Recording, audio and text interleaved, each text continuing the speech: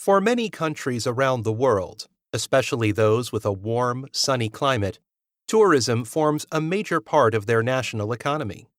It brings valuable foreign currency into tourist destinations and provides employment for their citizens. However, in some places there has been a backlash against some aspects of the tourism industry in recent years.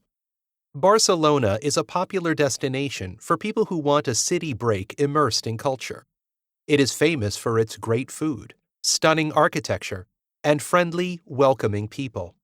However, in recent years, the people of Barcelona have turned against tourists for a number of reasons. One major reason is the rise in Airbnb accommodation. Instead of staying in hotels, people can rent someone's house for their stay.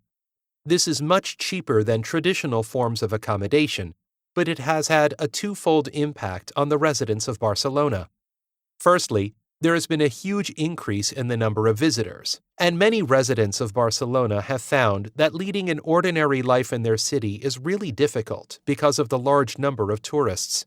Secondly, the rise in Airbnb accommodation has meant that it is now difficult and expensive for residents in the city to rent an apartment to live in.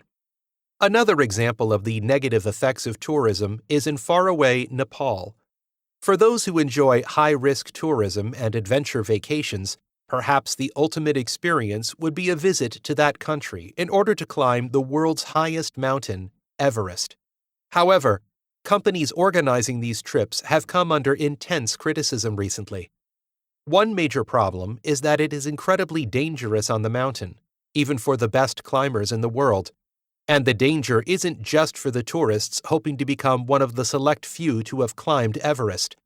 More than a few climbers have died trying to realize their dream of conquering Everest, and so have many of the mountain guides paid to help them. Another issue on Everest is litter. Climbers leave behind equipment and supplies, and it's almost impossible to send people back up the mountain to collect this garbage.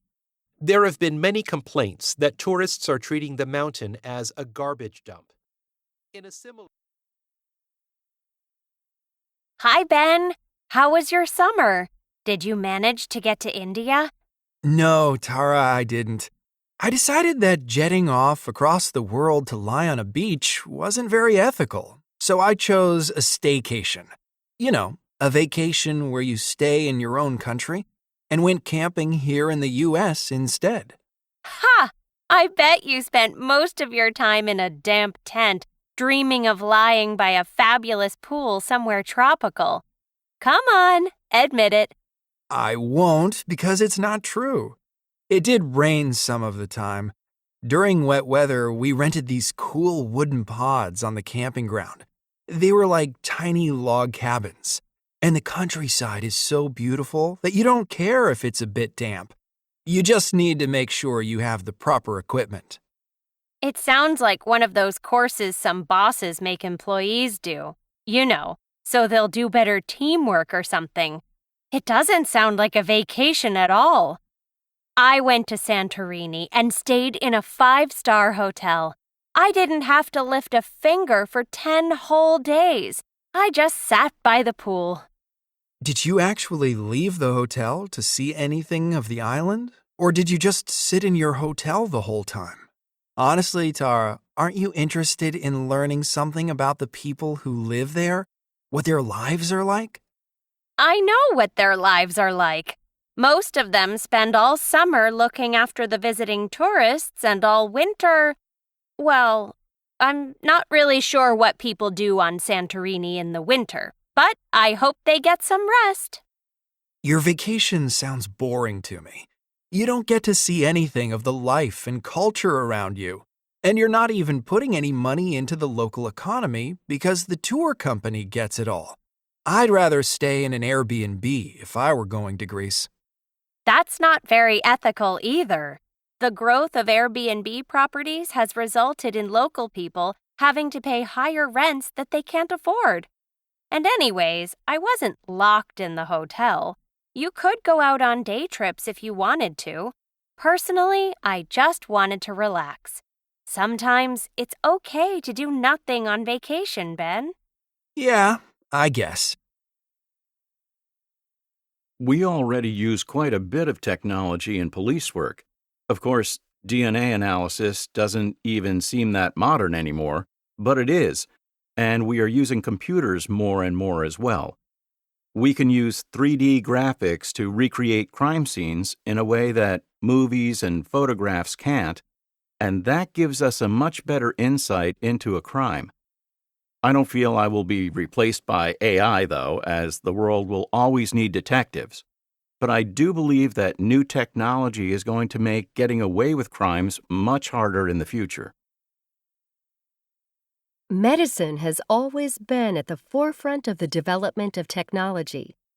We already use a lot of high-tech equipment for monitoring and scanning patients, and we even have surgery now being assisted by robot technology. So I do think that eventually much of the work of doctors, particularly surgery and diagnosis, will eventually be carried out by machines. I don't think it will happen soon, but I think it's inevitable that the most difficult medical jobs will be done by machines. As a teacher, I welcome technological innovation in the classroom, and I like to keep up with the latest developments. My interactive whiteboard really makes teaching much more interesting. Children need to use computers in a learning environment too, because they're going to be using them in every aspect of their lives when they're adults. I believe teaching will always be a human job, but I wouldn't say no to a robot teaching assistant. I think it would be very useful to have that kind of help. I don't feel under pressure in my job because of new technology, though. I work in a factory that assembles cars. I know that my job will eventually be entirely replaced by a robotic machine. I think that's true for all manufacturing jobs everywhere.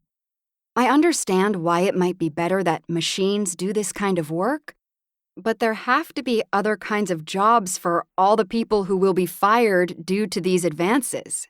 Governments need to start training people for the kinds of jobs that will be available to people like me in the future. I work in hospitality, and I think this is the industry that is going to be least affected by the technological revolution in the workplace. There's no real way to do away with people like me. If you're a hotel chef, a tour guide, or some kind of entertainer, then these are jobs that can't be done by a robot or a computer. They need people.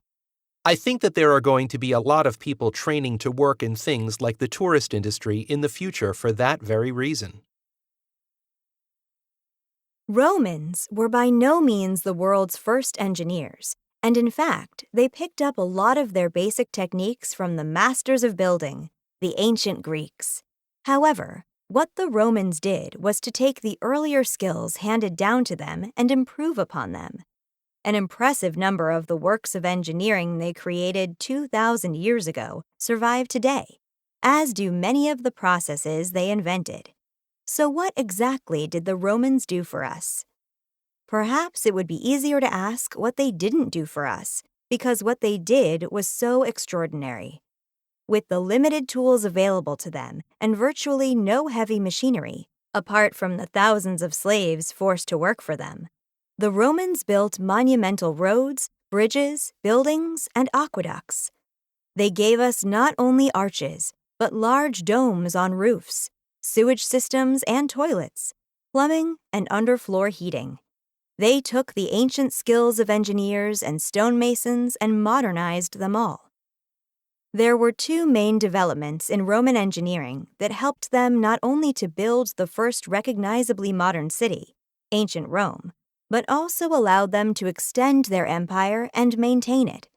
The first was the arch. Romans already had a good system for building roads, which allowed its armies to march through their vast territories. Mastering the engineering technique of building arches allowed them to build long bridges and to connect roads. It gave them greater direct access to the towns and cities they ruled. The second development that made the Romans the masters of modern building techniques was the invention of concrete. Roman concrete was made with volcanic ash, which made it strong, durable, and waterproof. They used concrete to drive pillars into riverbeds for bridge building, and as a building material to replace stone. If you want to see a magnificent example of an ancient building made from bricks and concrete, look no further than the Pantheon in Rome. But you don't even have to go to Rome to see fabulous Roman feats of engineering. There are aqueducts, roads, viaducts, tunnels, and bridges galore in North Africa, Greece, Turkey, and Britain. They are the continued proof that the Romans were the world's first modern engineers. That's such a cool outfit, Sophia. It's very original. I didn't realize you were such a fashionista. I'm not, Tom. I don't spend a fortune buying designer items or making sure everything I wear is the latest design. I'm not a fashion victim. But I do like stylish outfits, and I like my clothing to be ethical. I never buy fast fashion.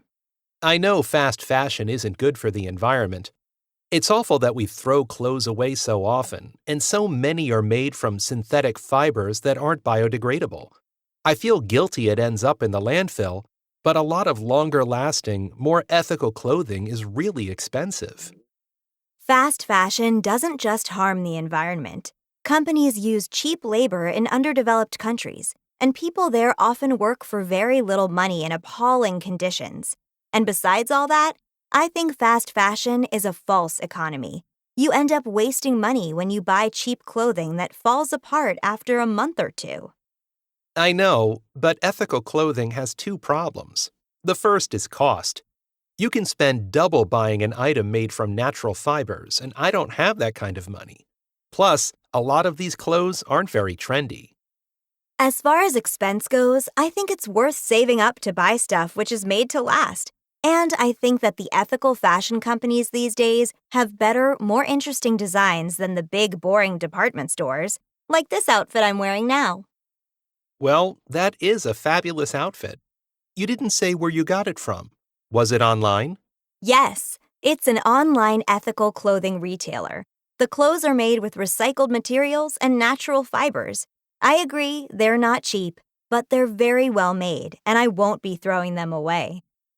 Perhaps we should make our own recycled clothing. We could get stuff from thrift stores or use old clothes we don't want and turn them into new outfits. You're good at sewing, and it would be really cheap and environmentally friendly, too. That's a good idea. But can we get the end-of-year exams over and done with before we set up our fashion empire, please? I have a math test tomorrow. I don't really care about clothes or fashion. Clothes are just something we need to keep us warm. They're practical. What I wear will depend on what I'm doing and what the weather is like. So I stick to workplace dress codes for the office and make sure I've got a great waterproof jacket for hiking in the forest. I buy almost everything online. It's easy, and I only use a couple of stores anyways, so I don't need to actually go there. I want to be noticed. I don't feel ashamed about that because I think that the clothes I make are wonderful. I'm a fashion designer and blogger. I'm not famous yet, but no one will know about me if I don't make my fashion statements in public, right? I think clothes should be fun and say something about who you are. As you can see by my outfit, I'm a colorful person with a lot of flair. I like clothes to look good, but I think fast fashion is very bad for the environment. Most of these clothes are made from synthetic materials that end up in landfills and aren't biodegradable. I buy ethical and cruelty-free clothing. This means that the clothes are made of natural fibers, and I don't wear anything that exploits other creatures.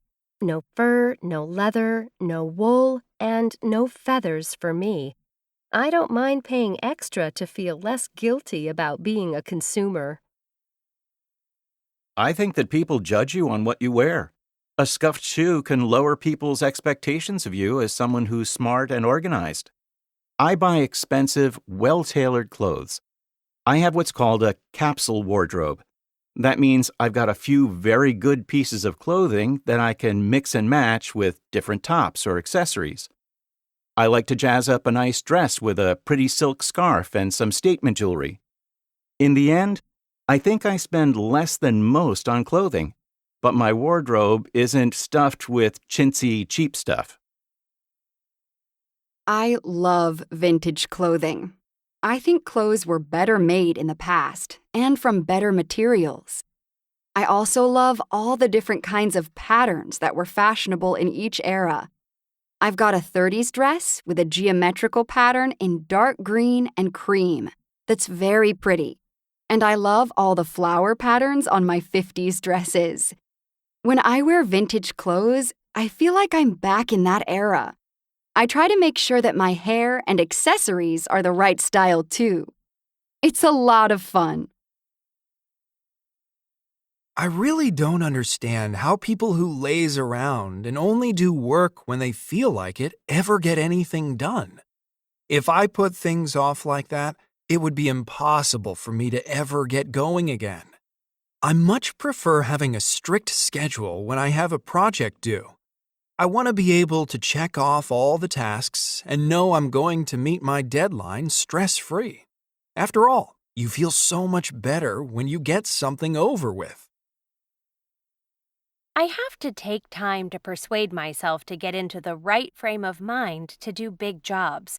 When I'm studying for exams, I might spend some time thinking about what I have to do, and then I make some notes and do something else for a while. Then, when I come back to read through my notes, I know where I am and can get going with the work properly. It's just a way to trick my mind into thinking I don't have much to do and it's easy. It works for me. Basically, the only thing that gets me up and running is a threat. I can find plenty of things to do to avoid doing the work I should be doing. Long calls to friends are suddenly really important. I tell myself I'll start as soon as I finish my computer game, but I don't do anything but play on it for days. Then, I get the threat. My teacher says he'll fail me, or my dad tells me off for not getting down to work, and then I really go for it and work nonstop until I'm done. I try not to procrastinate because it makes me feel really bad about myself. I always feel that being lazy shows that you're not capable of doing the task well. Smart people get on with their tasks and get them done. The only people who procrastinate are those who aren't smart. So it makes me feel inadequate and really stressed out when I'm avoiding doing what I should. Then I get down to it and complete the work, just to show that I'm not incompetent and can actually perform when I need to. Sometimes I feel that too much is asked of me. We're always under pressure to get things done by yesterday, and then there's more to do. Yeah, I take my time when doing my work, and I take a lot of little breaks to clear my head. But I think I work better like that than I would if I were under intense pressure. I think it's a feature of modern life that's really bad. A lot of poor quality work comes from the demand to get things done immediately. Hi, Luke. It's been a while. How's the new job? Hey, Bella. Well, the reason you haven't seen me is because I'm snowed under. It's not been a very good start. I was so happy when I got this job. The pay is better than my old job, but I'm under a lot of pressure and there's so much to do. That sounds tough. It can be tricky when you start somewhere new. It sounds to me like you need some kind of plan to tackle the situation. I find that if I write everything down and make a rough plan, then that mountain of work seems to shrink to the size of a hill, and I can cope. I wouldn't even know where to begin. The previous project manager left a lot of the work half-finished, so I've come in with no idea what's going on, hoping to have some time to learn the basics, and suddenly everyone's making demands and saying, "This should be finished," or "When will this be finished?" And all I can say is, I don't know. I feel like quitting. Hey, listen, why don't you come over to my place for coffee this afternoon? We'll go through what needs doing and what should take priority. Bring me a list of all your projects and your diary, too. Bella, I don't want to put you out, as I'm sure you're busy yourself. The last thing you need is a disorganized procrastinator wasting your free afternoon. I think I should sort this out myself. If I don't find a way to cope with my work schedule, perhaps I should consider that I'm in the wrong career and do something else that suits my skill set better. You won't be taking up my time. It's too long since we got together anyways. But let me tell you a quick story to cheer you up. When I started out in my firm, I was eager to get things done. But when I had that work in front of me, I just fell apart. I found a million reasons to do something else. But my manager was really helpful. She saw what the problem was, took me in hand, and sorted everything out. I now run my whole department. So it's only right that I pass that guidance on, right? Well, if you're sure, I could use some help getting organized. Sure, I'm sure. See you at 4:30. So, I heard that you've made some big changes in your eating habits, Jake. Have you become a vegetarian? No, I haven't, Daisy.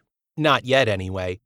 I've decided to change my diet for both health and environmental reasons. Basically, I think the way we produce food is bad for us and the natural world. Plus, the way we just grab food rather than have social mealtimes harms our relationships.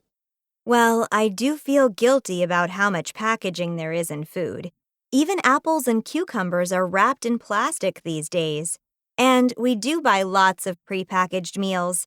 But I don't think many people have the time to cook these days.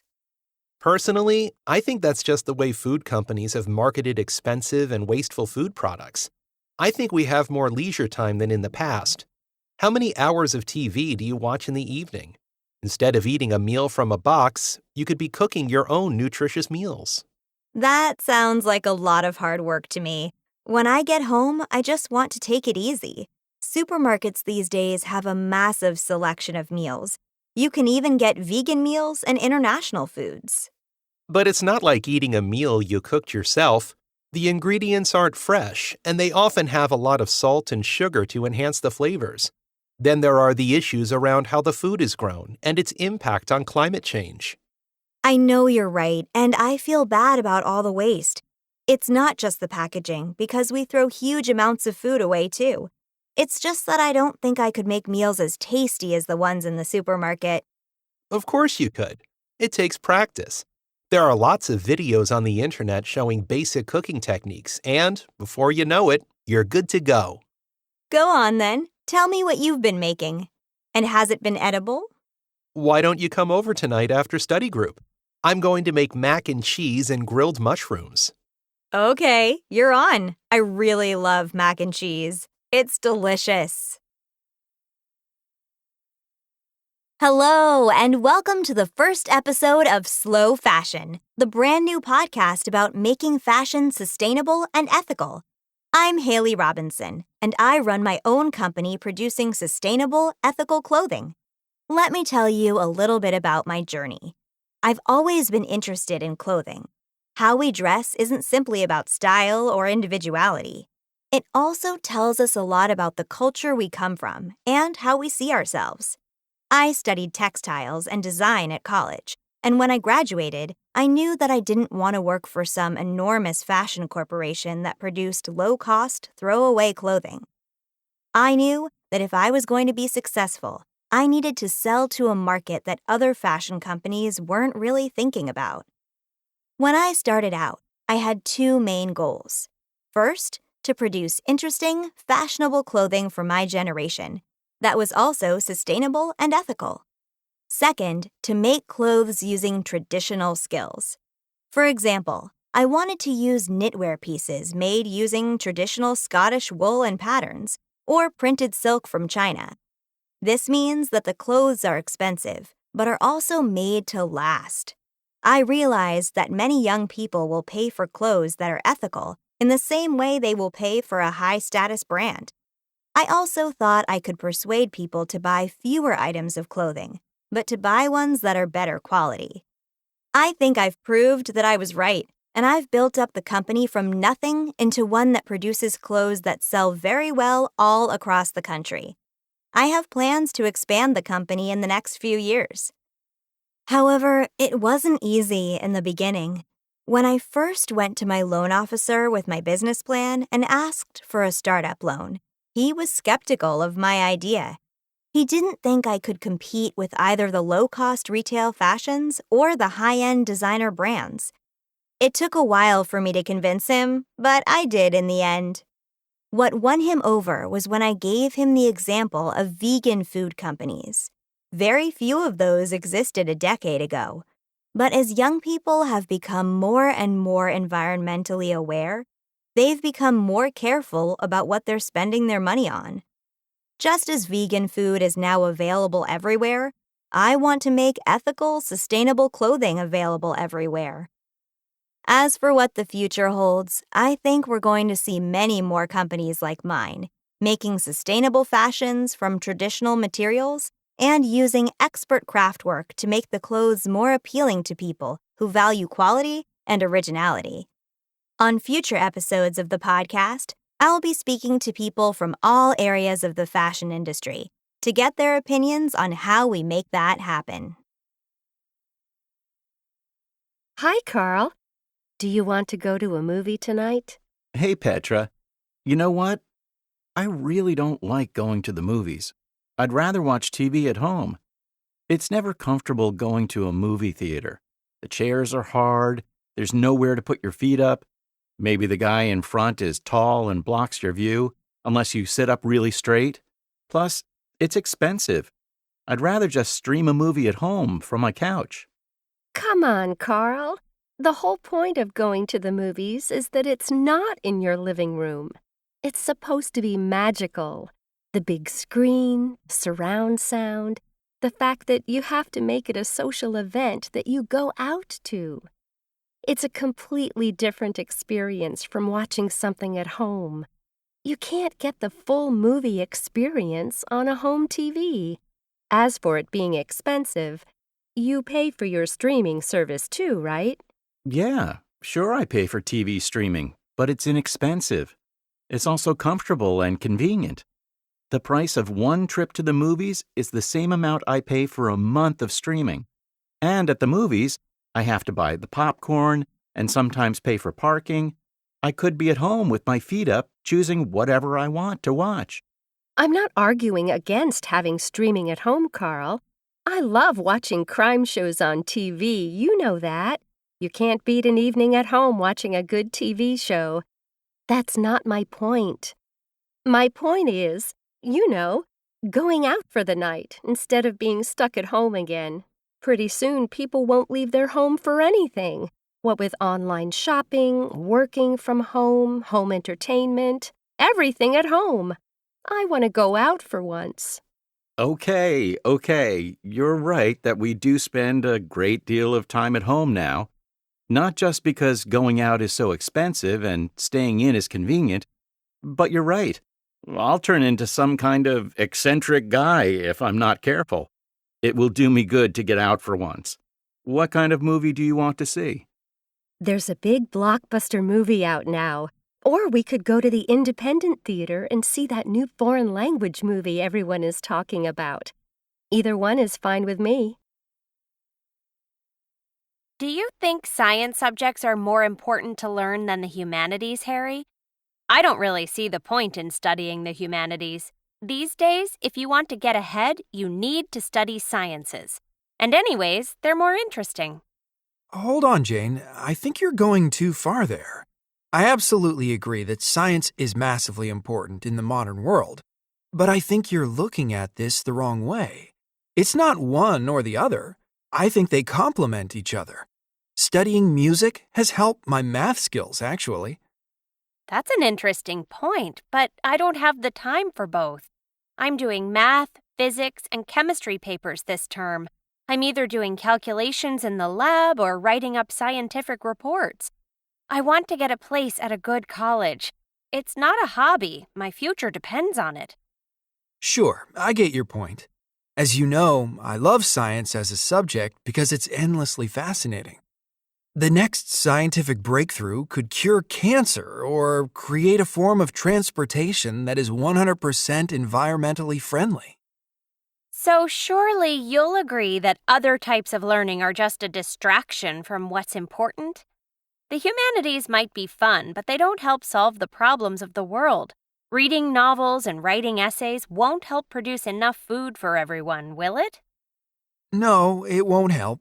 But not everyone has the ability to be a scientist. And even the best scientists want to watch some good TV when they get home from a hard day at the lab. I don't understand why the two sides are pitched against each other. Priorities. I think that's the issue. We need to train more people to work in technology, engineering, and math. I don't think we encourage enough women into these subjects, for instance. I also think that governments try to avoid paying money for this kind of education. You're bringing up more than one issue here. I agree that women should be encouraged to study science subjects. Of course they should. I also agree that the government needs to allocate more funding to these subjects in order to get more people working in these industries.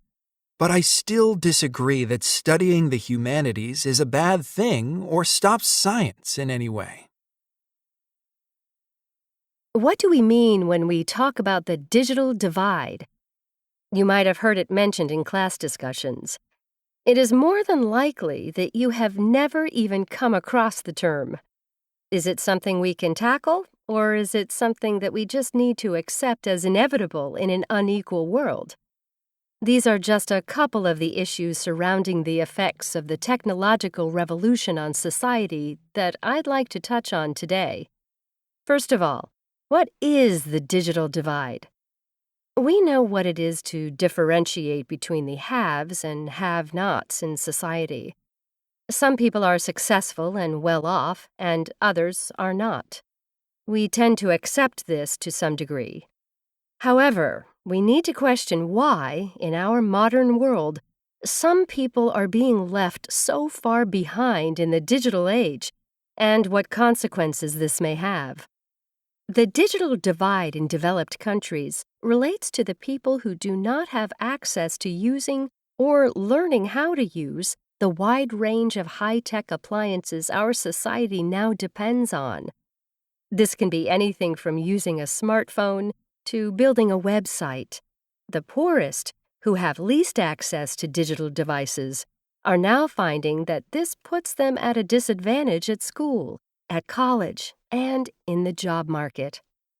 To give one real-life example, 2 marketing graduates apply for a job. The first has always used the latest smartphone and is good at using social media. She knows how to present a persona online, and the second has, due to poverty, only ever had phones that were already old tech by the time he got hold of them. As you can see, the first graduate is much better placed to get the job, and the reason has nothing to do with her intelligence. It is important that as a society we don't waste good potential human resources because of lack of equality and opportunity. This means that we must actively tackle the problem of the digital divide within education to ensure that we make the most of all the potential talent the younger generations have. We may never be able to achieve equality of income, but there's no reason we can't achieve equality of opportunity. The expense will be repaid by the long-term benefits. I've been really looking forward to this chance to chat, Ethan. You must have lots of great travel stories. Well, yes. It's part of my job. I've been on the road for 24 years, gathering information about traveling on a shoestring and writing about it in our guide, Earth Rambler. I didn't really know what I was doing when I started out, so all my best stories are from back then. What was it like exploring the globe as an independent traveler more than 2 decades ago? It was completely different. Some of the more remote places in Asian countries had never hosted tourists before, and, well, things were, shall we say, a bit basic. I think the worst time was when I arrived in a village in Cambodia, only to find that my accommodation for the night was a barn that also contained some of the farm animals. There was a cow, a donkey, 2 dogs, and a cat sleeping in there with me. My bed was a heap of straw with a rug over the top. It was quite cozy, though, and the people were really lovely, so I didn't want to complain. I'm guessing things have improved a lot since then. What do young travelers need to be aware of nowadays? It's not hard to find good, cheap accommodation, but you do need to plan ahead. Don't think you can just get off a ferry on an island and find a good place to stay. There will usually be people waiting at the port promising cheap rooms, and you risk ending up somewhere that doesn't have a proper license. Book rooms before you get there, and take an up-to-date guidebook, of course. Have you ever had a really terrible trip? Not really. Since the days of the barn, I've always made sure to be organized and book my accommodation ahead. I've never been robbed because I'm careful to take sensible security measures. The worst for me is really bad weather. If you get caught in it, it can be miserable, and there's not much you can do but accept it. I could spend all day listening to these travel tales. Thanks for sharing them with us, Ethan. My pleasure.